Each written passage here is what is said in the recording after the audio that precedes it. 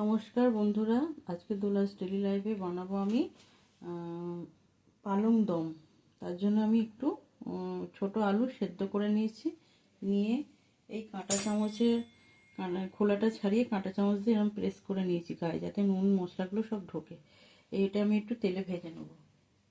আমি কড়াই তেল দিয়েছি, আসুন দেখুন।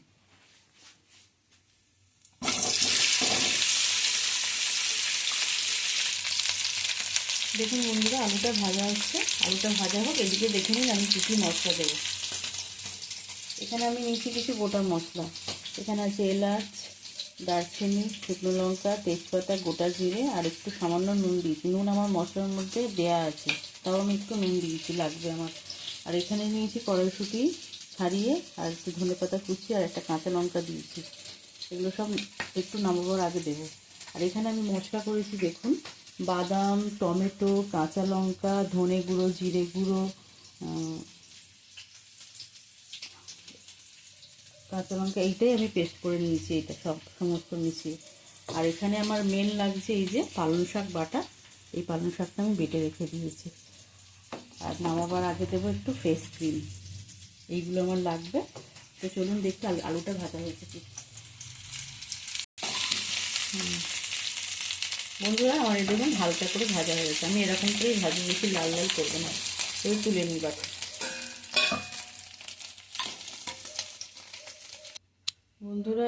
বন্ধুরা এর মধ্যে আমি আরেকটু তেল দিয়ে দেবো। আলু ভাজার তেলেই আমি আরেকটু তেল দিয়ে দেবো।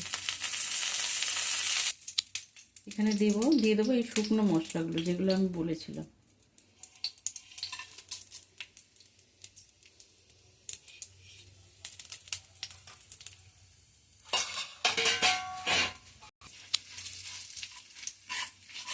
এগুলো একটু ভাজা হয়ে গেলে আমি ওই বাদামের যে পেস্টটা আছে, সমস্ত মশলা দিয়ে পেস্ট করা, ওইটা দিয়ে দেবো এর মধ্যে।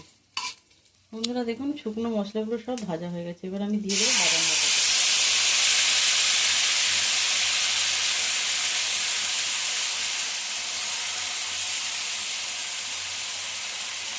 ভালো করে মিশিয়ে নেব।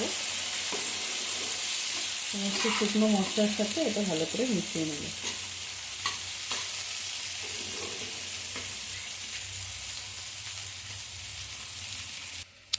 বন্ধুরা, আমি এই মটরশুঁটি, ধনেপাতা আর একটা কাঁচা লঙ্কা কুচিয়ে রেখেছিলাম, এইগুলো আমি একটু এর উপর দিয়ে দেবো। এর সাথে কষবো মশলাটার সাথে।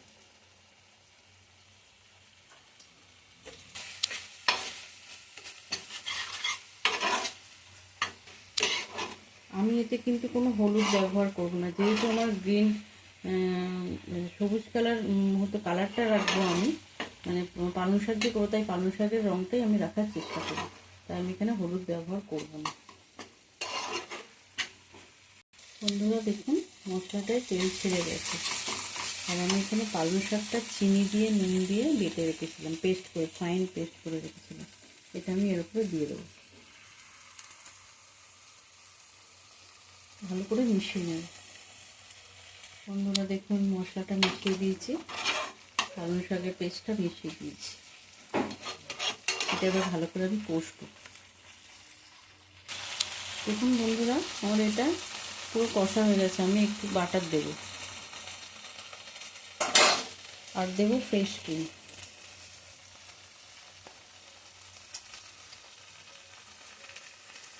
দু চামচ মতো দিলাম,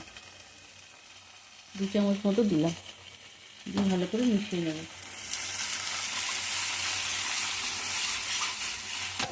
দেখুন বন্ধুরা, পুরো কষা হয়ে গেছে, মশলা থেকে তেল হালকা করে ছেড়ে দিয়েছে। এবার আমি আলুটা দিয়ে দেবো।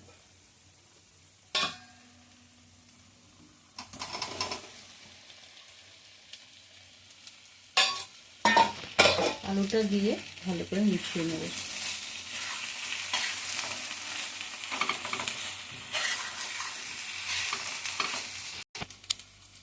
এতে একটু আমি দেবো কালো বিট নুন, একটু বিট নুন দেবো, হাফ চামচ।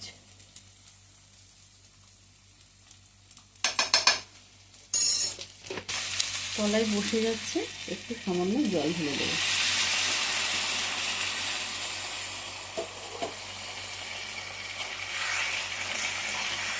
দেবো একটু কাশ্মীরি লঙ্কার গুঁড়ো,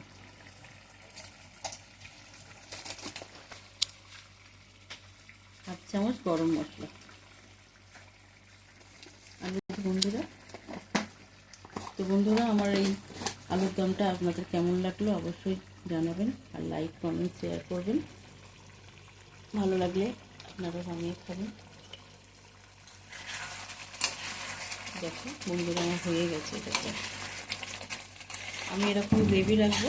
আপনারা যারা জুস খাবেন না, মানে গ্রেভি খাবেন না, তারা একটু শুকনো শুকনো ড্রাই বানিয়ে নেবেন। ঠিক আছে? ভিডিও বন্ধুরা